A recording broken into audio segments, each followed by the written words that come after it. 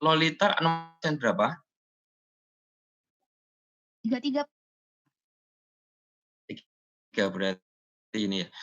Jadi pada saya bikin soal ini, jadi sebenarnya soal kalian itu tidak sama persis ya. Antara siswa satu dan siswa lain bisa jadi berbeda. Jadi soal dari nomor urut absen genap sama ganjil itu berbeda. Entah di urutan absennya atau di nominal rupiahnya ya. Jangan kaget ya ketika nanti kita pembahasannya nanti kok lu kok beda sama jawabanku gitu kok. Jawabanku berarti salah gitu. Enggak juga gitu. Karena ini adalah pembahasan untuk yang nomor absen genap. Kalau yang nomor absen ganjil nanti tentu berbeda ya pembahasannya. Paling sama pembahasannya, alurnya sama, caranya sama, cuman angkanya aja yang berbeda. Entah beda misalkan di harga peralatannya atau tarif pajaknya atau diskon rate yang digunakan. Jadi yang perlu kalian perhatikan di sini hanya pembahasannya saja ya. Jadi kan tadi di soal kan dijelaskan ya bahwa kos dari mesin atau biaya pembelian mesin baru itu kan 300.000 ya. Ini yang ganjil, yang nomor absen ganjil, yang nomor absen genap kalau nggak salah 350, saya lupa. Nah, kemudian ada biaya pelatihan sama biaya instalasi ya, 8 juta sama 6 juta. Nah, kemudian di sana juga dijelaskan bahwa nanti akan setelah peralatan ini dipakai, nanti akan ada kenaikan EBIT sebesar 70.000 tiap tahunnya. Working capital requirement-nya itu yang terjadi di tahun pertama, di tahun ke-0 gitu ya, di awal saja itu 25 juta. Ya kan, seperti itu. Tarif pajaknya 28%, diskon rate-nya 10%, useful life-nya 10. Tadi kan seperti itu.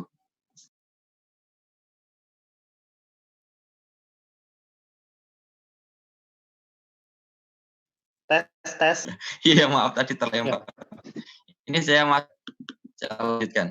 Saya tadi kan jelasin bahwa ya tadi biaya mesin barunya itu ada 300.000, biaya cutting instalasinya 6 juta, kenaikan EBIT-nya nanti 70 juta, working capital requirement-nya di tahun ke-0 itu 25 juta saja ya, terjadi di tahun ke-0 saja. Kemudian tarif pajak 28%, diskon rate 10%, masa ininya, masa manfaatnya itu 10 tahun gitu. Dengan nanti peralatannya disusutkan dengan garis lurus tanpa nilai sisa gitu, salvage value. Berarti di tahun ke-0 di sini nanti kita tinggal masukkan saja biaya dari mesin barunya 300.000.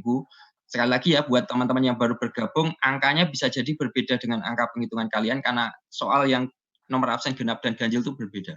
Saya bedakan. Termasuk urutan ABC-nya juga berbeda. Kemudian biaya kita jumlahkan biaya-biaya training termasuk biaya instalasinya gitu kan, ketemu 314. Tadi diingat di sini ada kenaikan working capital 25 berarti ditambahkan 25. Nah, itulah initial outlay-nya di tahun ke-0. Initial outlay di tahun ke-0 ya. Nah, kemudian untuk penghitungan arus kas dari tahun pertama sampai dengan 10 gitu kan. Ya, kita tinggal lihat ya kenaikan di EBIT-nya berapa gitu kan, kita menghitung incremental cash flow-nya kan. Kenaikan di EBIT-nya 70.000, nanti di pajaknya berapa? Pajaknya kalau kebetulan kalau yang nomor urut ganjil di sini 28%, kalau yang nomor urut genap saya lupa tadi mungkin 30% kali. Tinggal dikalikan saja, ketemu NOPAT, net operating profit after tax-nya 50.400, tambahkan kembali beban penyusutannya. Beban penyusutannya tinggal 314 dibagi dengan 10, gitu kan. Nanti ketemu operating cash flow-nya dari tahun ke-1 sampai tahun 10 itu 81.800. Nah, di tahun ke-10 kan kita asumsikan recover nih semuanya yang increase in net operating working capital di tahun ke-0-nya. Jadi dia balik 25 juta di sini. Terus kemudian tadi asumsinya tidak ada nilai sisa, jadi tidak ditambahkan nilai sisa di sini kecuali kalau diasumsikan ada nilai sisa kan di situ. Udah kita jumlahkan, jadi tahun pertama sampai 9 itu ini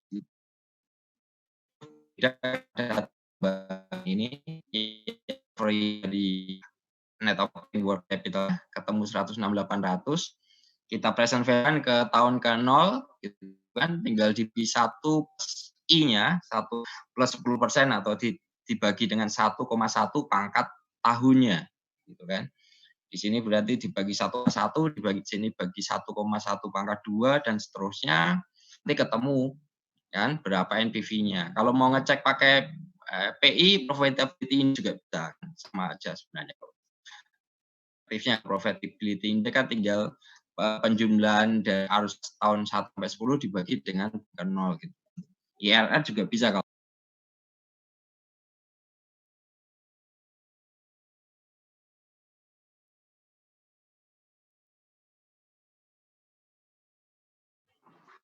Halo? Halo, Assalamualaikum. Sorry, kelempar lagi. Iya, Pak. Sudah selesai ya membahasnya tadi ya? Sudah, Atau Pak. Iya, kepotong? tadi saya salah, Pak. Ada salah di mana? Salah. Jadi saya masukin rumah belum di PV-in, Pak. Jadi hasilnya beda 50 juta, makanya saya bingung. Ya kan, pasti ada kalau berbeda antara X sama itu ada step yang terlewati, kadang ada kita setelah nulis angka nih, taruh lagi nih. Biasanya kayak gitu tuh kalau saya amati ya dari kenapa kok hasil penghitungannya ada yang miss gitu. Terus kadang macam-macam. Jadi disitulah kira-kira. Oke ya, saya kira nggak ada masalah lagi terkait itu ya. Ya, terima kasih ya, Pak. Halo. Pak Dwi mau nanya, Dinda, Pak. gimana Halo. Dinda? Ya, silakan.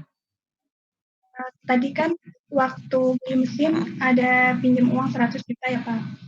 Nah, 100 juta itu 8% nggak berpengaruh atau gimana, Pak? Saya masih di Nggak kemana-mana. Ya kemana-mana. Kita ingat kan ya, kemarin kita kan di teorinya kan ada di slide juga kan ya, bahwa biaya pembiayaan gitu ya, atau financing cost gitu ya. Finance cost yang terkait dengan proyek itu sebenarnya sudah dikalkulasikan pada diskon rate 10% itu. Jadi dia sebenarnya sudah tercantum di situ gitu. Jadi dia sudah ketika kita menentukan 10% itu, maka sebenarnya biaya itu sudah ada di sana sebenarnya. Biaya untuk minjem uang itu sebenarnya. Jadi makanya itu diabaikan. Seperti itu ya Dinda ya. Oke. Akid sudah gabung kayaknya. Kenapa? Iya sama-sama. Akid sudah gabung ya? Nata atau Akid panggilannya kayak tadi saya lihat belum ya? Atau tadi saya lihat sudah gabung, kayaknya enggak. Bahas sekalian ya. Oh, Akid sudah gabung. Akid sekalian nomor 2 deh, saya bahas deh sebentar. Karena tadi Akid sempat kebingungan. Jadi sebenarnya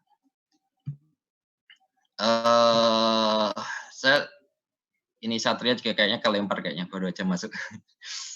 Jadi Gates sebenarnya soal nomor 2 itu sederhana. Jadi itu kan EBIT EPS indifference level gitu. Jadi berapa sih EBIT level EBIT yang bisa membuat dua skema pembiayaan itu menghasilkan EPS yang sama gitu. Nah, tadi kan diceritakan tuh Sevilla sama temennya itu mau bikin usaha gitu ya, mau bikin usaha. Nah, untuk membiayai usahanya ini gimana? Untuk membiayai usahanya ini, Sevilla ini mempertimbangkan dua skema pembiayaan gitu kan. Yang pertama, bisnisnya ini mau dia biayai atau modalnya itu dia dapat dari jual saham gitu kan. Jual saham sebesar 8 juta lembar saham di mana harga per lembar sahamnya itu Rp250 gitu kan. Artinya nanti kan dia akan dapat duit 2 miliar untuk memulai usahanya tersebut. Yang kedua, si Sevilla ini sedang mempertimbangkan untuk dua skema pembiayaan nih. Jadi separuh utang, separuhnya dengan menerbitkan saham. Gitu kan.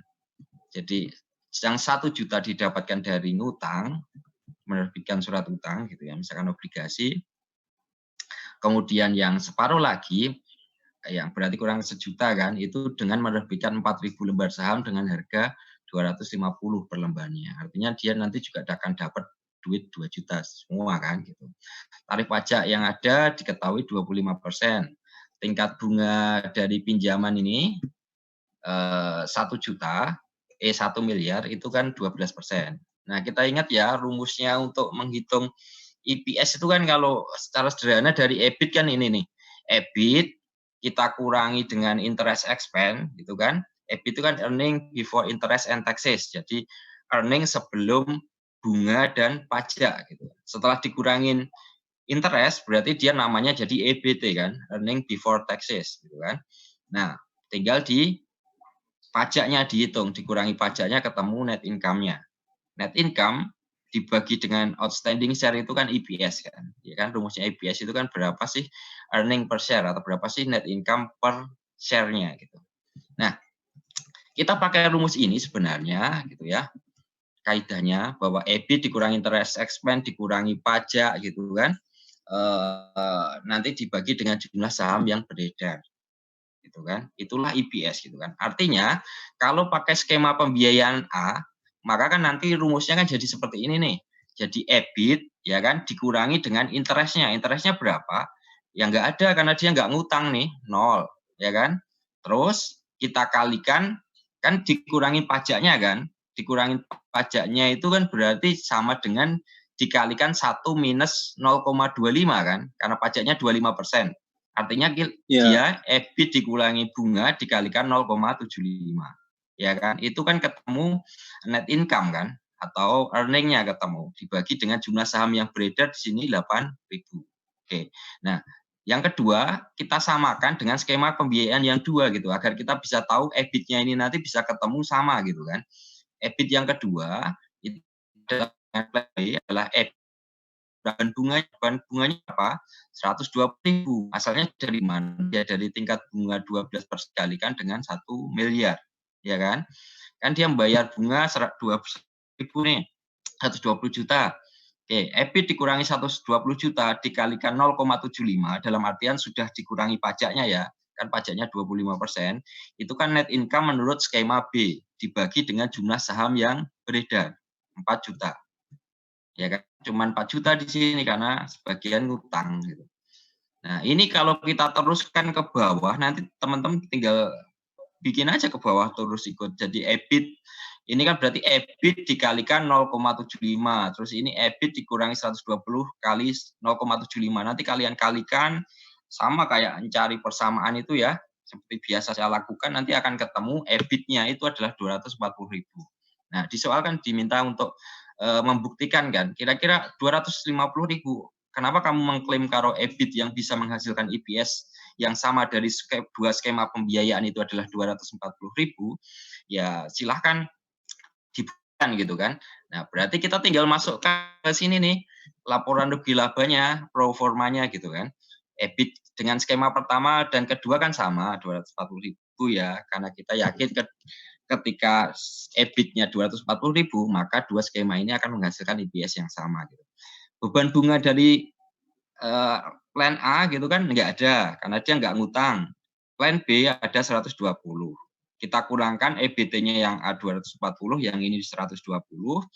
Kalikan pajaknya, berapa dikurangkan pajaknya ya. Pajaknya kan 25%. 25% kali 240 ya 60.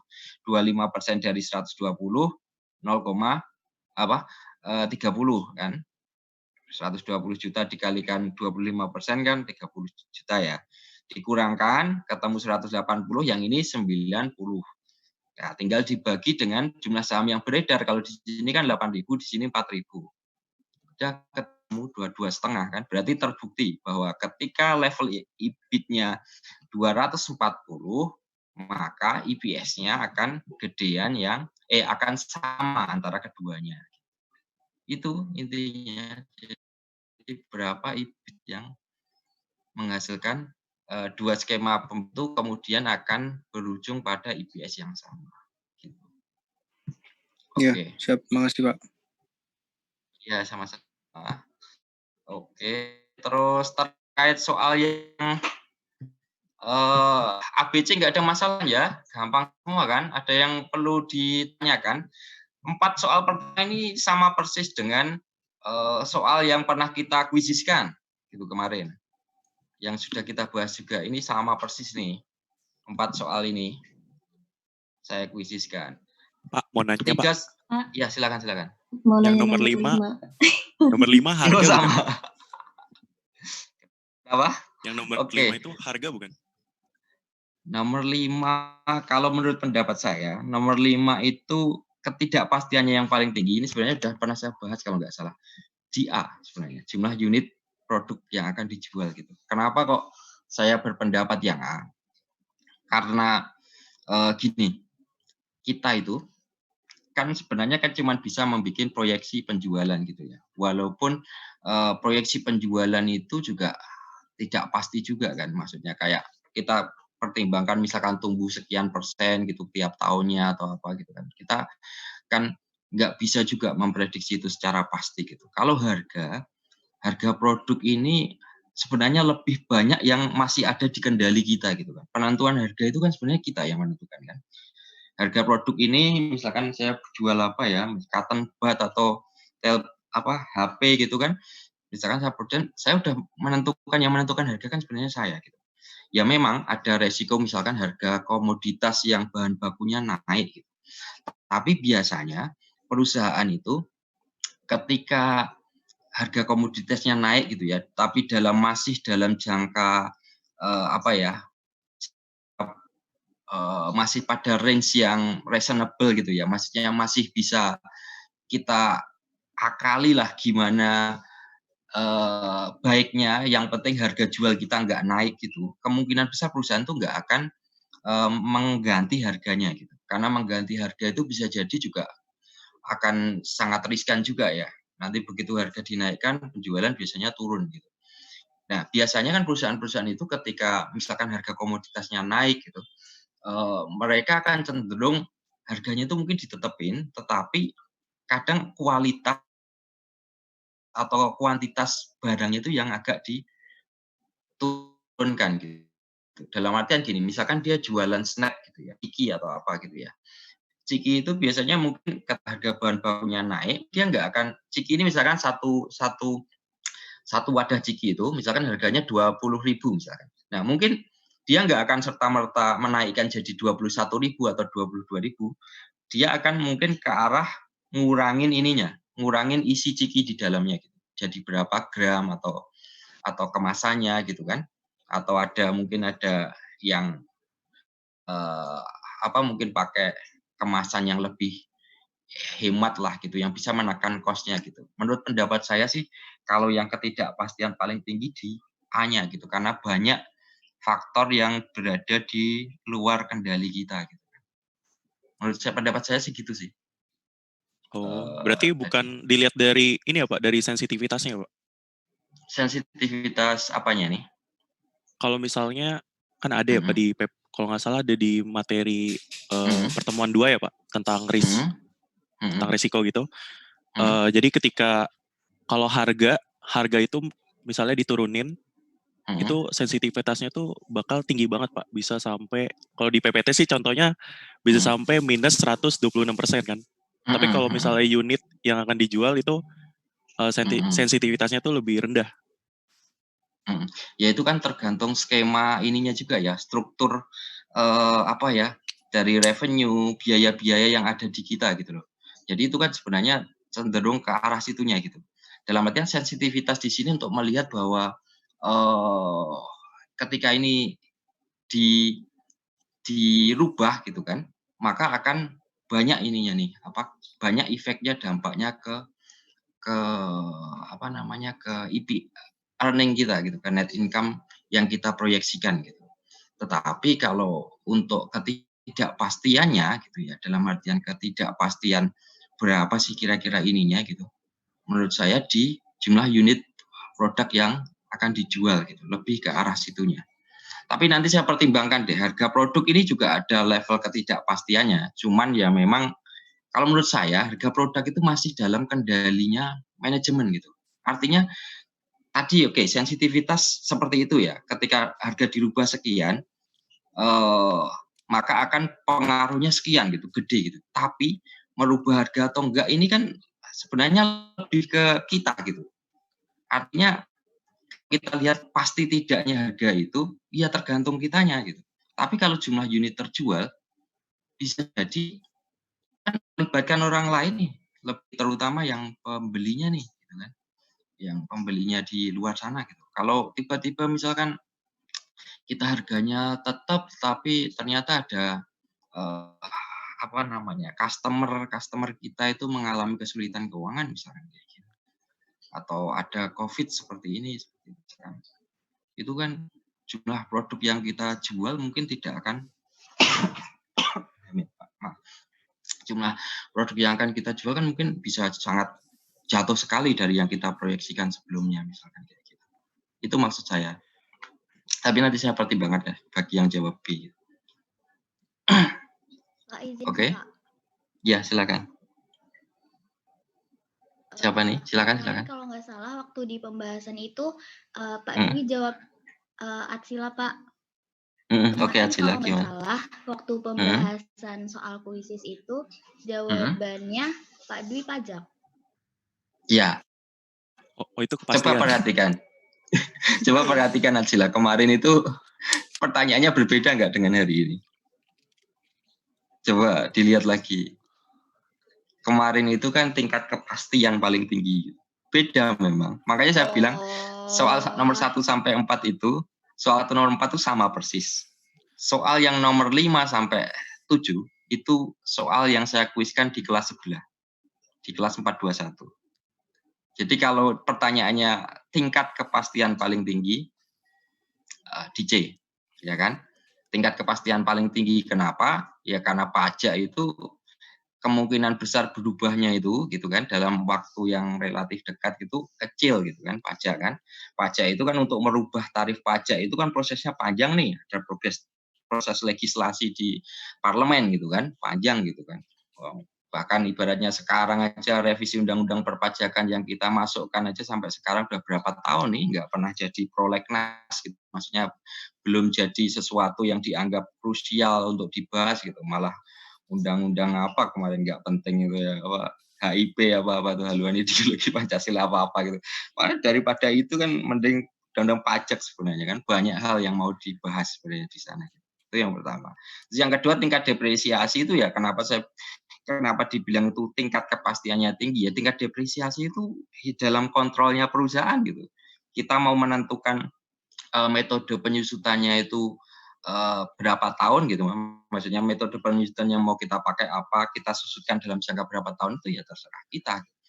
Terus lebih lagi apabila kita misalkan memutuskan bahwa oke, tingkat depresiasi yang kita pakai atas aset kita, peralatan tetap kita itu kita ikuti kaidah-kaidah pajak gitu. Nah, kaidah pajak itu ada kan kalau kalian pernah belajar PPh kan ada aset golongan 1, aset golongan 2, aset golongan 3 gitu. Aktiva yang berwujud golongan 1, 2, 3, 4 gitu kan. Golongan 1 4 tahun, golongan 2 8 tahun dan seterusnya seperti itu. Nah, itu kan udah jelas tuh, pasti banget kan sudah ada kaidahnya gitu. Jelas banget. Jadi lebih cermat lagi aja lah saya kira itu karena masalah ini aja sih, jadi nggak cermat di sininya aja. Ya Pak, kemarin berarti aku mikirnya kebalik-balik gitu loh Pak. Kayak kemarin salah baca soal, terus habis itu jawabanku salah yang bener ini, terus kayak langsung oke, nggak baca soal lagi. Oke, ya nggak apa-apa, silakan. Ya makasih Pak. Iya sama-sama. Pak, boleh nanya lagi nggak Pak? Iya boleh, silakan. Tadi kan Bapak bilang yang A, jawabannya A karena itu melihat eksternal ya Pak, dari pelanggannya juga ya. Karena pelanggan itu tidak pasti kan. Nah tapi sebenarnya di jawaban B itu yang harga produk, kalau dalam cost accounting, sekarang kan saya lagi belajar ini namanya pricing ya Pak. Pricing itu sebenarnya dalam menentukan harga suatu produk, itu juga bisa melihat eksternal juga Pak. Bisa melihat pelanggan, harga pasar gitu. Jadi menurut saya juga sama gitu, nggak pasti juga. Ya memang keduanya itu memang nggak pasti sebenarnya kan, tidak pasti keduanya. Gitu. Ya nanti saya pertimbangkan deh. Saya memang pas waktu bikin soal ini juga agak-agak ini gitu ya, agak-agak ragu gitu. Jujur aja saya agak ragu ketika ketidakpastian yang mana sih. Gitu. Tapi sebenarnya kalau Kenapa mungkin kok saya... karena dia bilangnya paling tidak pasti. Iya, karena ketika saya bilang ketidak pasti gitu kan, di antara kedua itu menurut saya adalah yang A gitu, karena penjualan itu kayaknya banyak eksternalitas yang di luar kontrol kita gitu loh. Siapa tadi, Farhan atau siapa. Jadi kalau harga itu eksternalitas oke gitu, tapi keputusan decision penentuan harganya, harganya itu kita tentukan sekian, itu tetap ada di kita kan. In general ya, secara umum ya. Kecuali kalau produk ini misalkan diatur oleh pemerintah tidak boleh harganya sekian gitu. Nah itu, atau ditentukan harganya sekian gitu. Nah itu terlebih lagi tuh, misalkan kayak ini nih,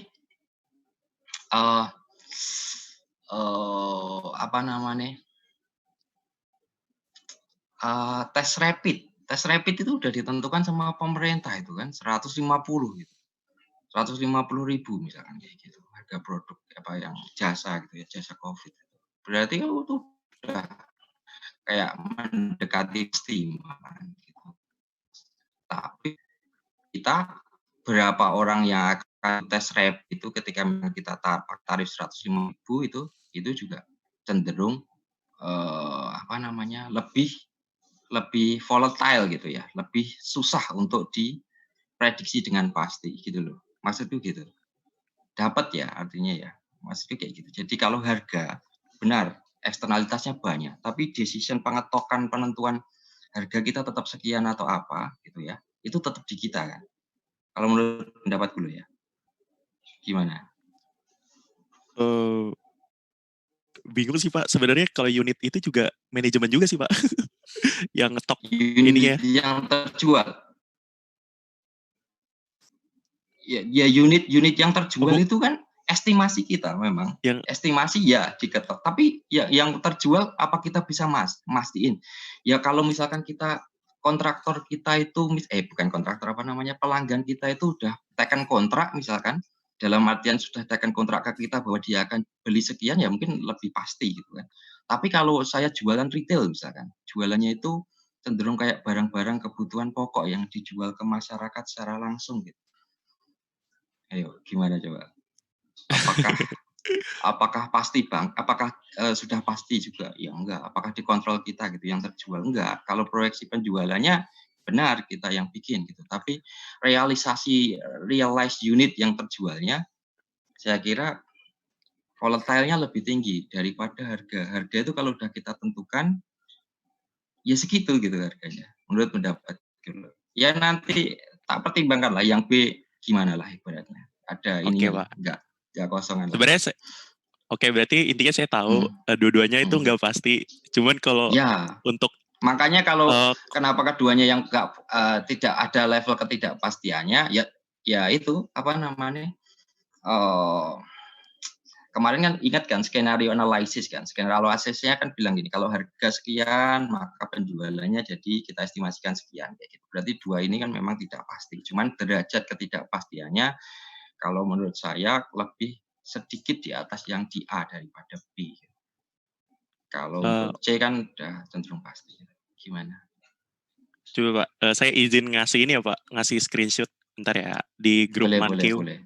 Silakan. Apa-apa kita diskusi aja.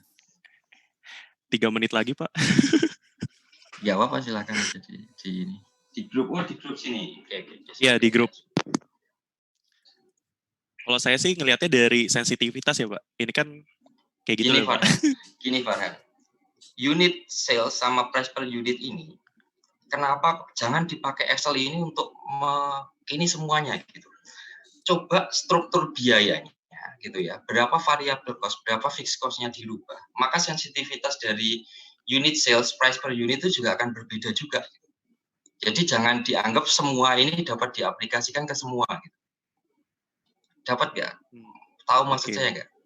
Jadi ketika asumsi kita buat variable cost-nya itu misalkan sekian, fixed cost-nya misalkan sekian, nanti akan beda sensitivitasnya.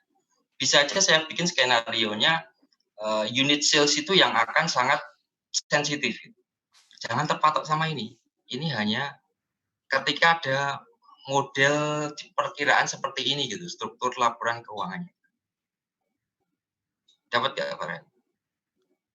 Oke. Ya. Berarti kalau buat nentuin ketidakpastian itu pakai apa ya? Skenario analisis ya, Pak, bukan sensitivity analisis. Bukan, ini kita bicara tingkat ketidakpastian in general, bukan untuk skenario atau apa. Skenario atau apa itu kan sebenarnya untuk melihat ketika ini berubah sekian, maka nanti jadi seperti apa sih, seperti itu. Jadi untuk melihat resiko volatilitas di net income-nya gitu, Farhan. Jadi sebenarnya bukan untuk melihat ketidakpastian yang mana sih yang dominan atau apa gitu, tapi lebih ke arah mana yang akan kita mitigasi atau mana yang kira-kira kan sebenarnya orang bikin skenario itu. Jadi manajemen skenario itu pada dasarnya adalah agar dia kan mau masukin proposal proyek nih untuk mendapat persetujuan manajemen yang di atasnya seperti itu. Nah, dia untuk memastikan bahwa Pak, ini proyek yang saya tawarkan ini itu bisa kita ambil loh, gitu, layak untuk kita ambil loh. Kenapa? Ini sudah saya lihat nih, asumsi saya yang pertama, struktur nanti arus kasnya atau yang cash flow-nya akan seperti ini. Yang kedua, ini kalau resikonya kayak gini, Pak. Kalau misalkan jumlah yang terjual, harganya kita naikkan sekian, misalkan, nanti jumlah yang unit yang terjual kita perkirakan sekian. Ketemu cash flow seperti ini. Kalau harganya kita turunkan sekian, kemudian kemungkinan yang terjual sekian akan ketemu sekian, seperti itu. Sebenarnya lebih ke arah situ gitu. Jadi lebih ke arah memanage bagaimana proyek ini gitu ya. Artinya ketika kita memutuskan mengambil proyek itu, kita sudah mengkalkulasi nih, kira-kira proyek ini menguntungkan, gitu. Masih menguntungkan. Bahkan dalam skenario seperti ini pun Pak, misalkan kita masih dapat loh sekian, misalkan kayak gitu. Lebih ke arah itu sebenarnya, Farhan. Tapi bukan untuk mengukur tingkat ketidakpastian secara umum. Oke, berarti kalau menurut saya buat nentuin tingkat ketidakpastian yang paling tinggi itu berarti hanya based on logic aja ya, Pak? Dari logika aja gitu?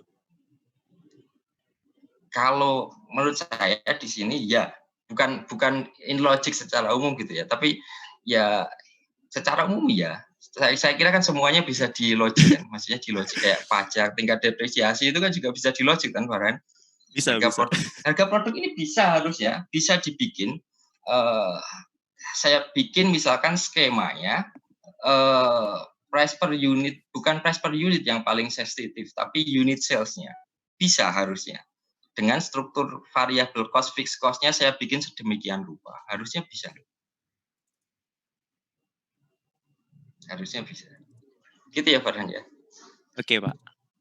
Ya, nanti bisa kita diskusi lagi lah. Berarti, tapi intinya ya yang B yang enggak saya masih mempertimbangkan LPHK. Berarti masih dipertimbangkan kan Pak? Alhamdulillah. Ya masih tak pertimbangin lah. Ya enggak inilah. Masih make sense kalau yang B. Kalau jujur kalau yang C enggak. Kalau yang C udah enggak. Kalau AB ini memang tidak pastinya lumayan gitu kan. Memang keduanya tidak pasti. Tapi kalau yang A secara logik menurut saya lebih tinggi gitu. Kalau patokan di sini, ini tergantung struktur biayanya sih kalau menurut saya. Gitu ya. Ya coba nanti saya lihat lagi ya. Oke. Udah jam 10 ini. Nggak kerasa.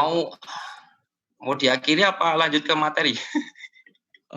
Ada kelas apam sih Pak, habis ini. Oke, ya udah kalau begitu ya teman-teman ya. Oke, saya akhiri pertemuan kali ini. Nanti saya share solusinya kok, yang ininya juga saya share. Terima kasih ya Pak. Ya sama-sama, makasih ya Farhan ya atas diskusinya. Bagus kok diskusinya, suka diskusi kayak gini.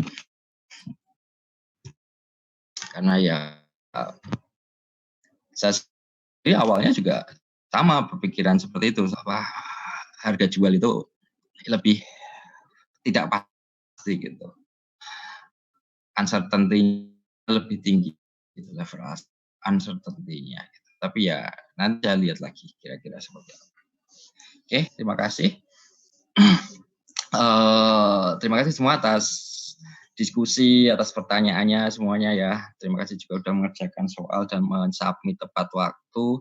Mohon maaf atas segala kesalahan dan kekurangan dalam mengajar. Kelasnya tutup. Semoga kita